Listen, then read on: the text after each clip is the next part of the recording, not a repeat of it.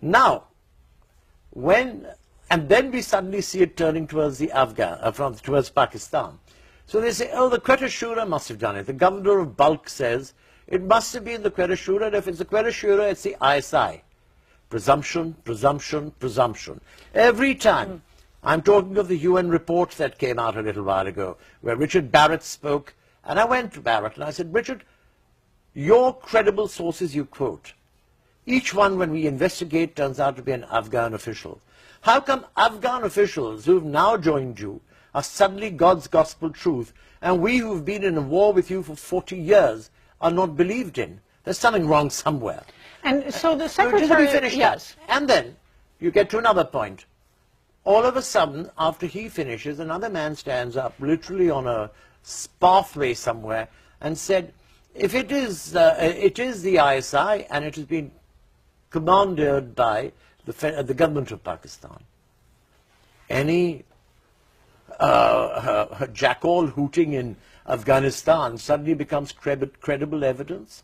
And Pakistan is, after all these years, we've given you the maximum renditions. We've given you, do you know in New York why nothing happened on the 11th of May? I beg your pardon, on the 11th of September? Because you gave us a list saying, we think these 3 people, help us find them, may attack New York. We went out of the way on the 5th of September, they were handed over to you, and the Americans announced from Washington, and the White House said, fantastic, we've got the people that could have harmed us, and by God's grace nothing happened. Maybe there were others who couldn't do anything. But 3 key people were handed over, if you remember, yes, on the 5th of September. Did you get thanked for it? No. Were the people told of America the reason New York has been safe is the Pakistanis helped us capture these people? So your point is that Pakistan, I don't mean to interrupt because you have such a wealth of information, Pakistan is trying to get rid of Haqqani itself. I have a 60-year investment in this country. I have given the best of my country to this country. We have done everything. We've talked about this before. Who do you think helped end the Vietnam War? Pakistan. We opened the doors. We arranged with Peking for Henry Kissinger in 1969 to fly to Islamabad, fly to Peking in a Pakistani plane, and that started the settlement on Vietnam, after which you walked out of Vietnam. We are peacemakers. We are not, as people keep claiming, terrorists. There may have been a section of Pakistan led from that war against the Soviets into this sort of activity. You abandoned the area. We were left with something in our lap which we didn't have the wherewithal or resources. So you pointed to us and bullied, saying, okay, do this or this. I mean, come off it. And do you think Pakistan's being scapegoated? Is that... Pakistan has been a scapegoat. Listen, my dear, we may have 2% or 3% or 5% of those people that are flashed on Wall Street Journal, New York Times, and Washington Post every morning. What about the rest of us who try to live in peace? What about the rest of us who's trying to make a go of Pakistan? What about the rest of us who respect our relationships with you people? There is a diaspora of 2 million Pakistanis in America. If there was one chap who tried to do mischief in Times Square who was not even a Pakistani, he was an American citizen, how could you blame Pakistan? What about the 1,999,999? What about them? What about all of us who contribute to the arts, to the various aspects of America which you tend to overlook? For God's sakes, let's be fair. So tell me, I wish we could talk all afternoon. Tell me, I appreciate it. What is your message in terms of how can the United States get rid of this Pakistani insurgency, at least the part that's the Haqqani network? In other words, drones, bombing, negotiation. I hate to be so specific, but what's your advice? You know, what I say to you is, let's be clear about one thing.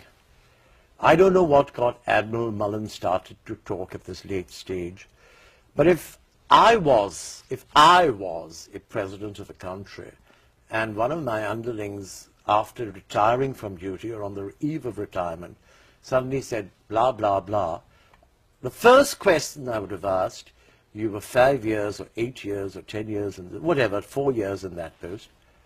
If you didn't report it then, I would say that is absconding from duty. isn't it? Well, the Defense Secretary, Leon Panetta, has now backed off that a bit and said they want Pakistan to help fight. Do you think but Pakistan is still helping to fight, my dear. We're not about to lose our investment in America. Despite everything you do. Whew, President Karzai went to Afghanistan. Why did he go to Afghanistan? Because the battle in his mind is over. Having lost Rabbani, having lost even his own brother, he has now tied back towards the Americans a little more conveniently with Abdullah, who said, go to India. We love the Indians. We're talking to the Indians. We're going to try and make peace between India and Pakistan. But tell me something. I said it on television 2 days ago here to BBC. I say it to you. Whether it's the Iranians, Pakistanis, or Indians, or anyone who comes to replace the Americans in Afghanistan will not be friends. The Afghans will call them enemies. Because when the Americans helped the Afghans against the Russians, they were called friends. When they went in themselves, they were called enemies. So first I would tell every power in the region, are you willing to become an enemy? And the answer would be no. Because nobody wants to get involved in this thing. So let's put it this way. It's not but you know, despite that, I can identify one country to you which may unfortunately still stand by you and go in, and that's Pakistan. And look how you are treating us. I am so seriously saddened and indignant on how we've been treated. You can just keep saying, oh, you've done this, oh, you've done... Don't punish Pakistan time and again. You've done it for a long enough time. For what? We have paid a price you haven't paid. 9/11 pales in comparison to the number of deaths within Pakistan for standing by your side. And you can't recognize that? What a shame, if you ask me. What a shame. Well, we will have to go to the administration to respond to that. Please do. But thank you very much. I wish we could talk all afternoon. Thank you for a very comprehensive Pamela, discussion. I reiterate, we've got to sort this problem. Ultimately, remember, when you go into battle and you look around, you'll find few people standing, we'll still be there. But respect us, help our economy recover. We have wasted our economy on you. Mm-hmm. It's time now that you are making these accusations, and we shall stop making these accusations. And for what? We don't want anything for ourselves. And don't keep calling us corrupt and inefficient and mismanaged. That's part of the game called Asia. And you knew all of that. You have dealt with us for 40, 50 years. We may be at an all-time low, but we're there because we have lost our own powers by sharing them with you in a war that we have, seen the rear end of. But I say to you, and I say it very clearly, let's not go into recriminations. It's going to get us nowhere. Let's try and resolve this problem. In resolving this problem, you must have Pakistan by your side. In resolving this problem, if you talk to Taliban as a part of the solution, you can't have a dual policy, talk to some Taliban and not to some.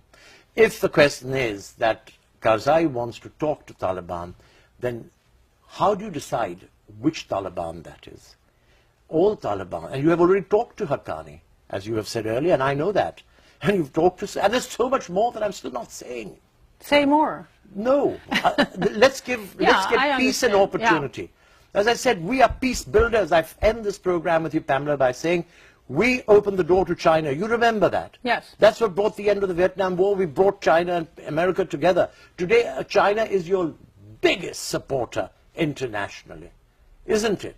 You know how much of the American economy they're supporting with their money and with their trade and everything else. And so your point is bring My point Pakistan is we should have been in that entire, we should have come into the goodwill. We should have been a part, not that we kept, screws keep getting tightened on us so that we, become a nation of informers and a nation of yes-sayers and a nation of...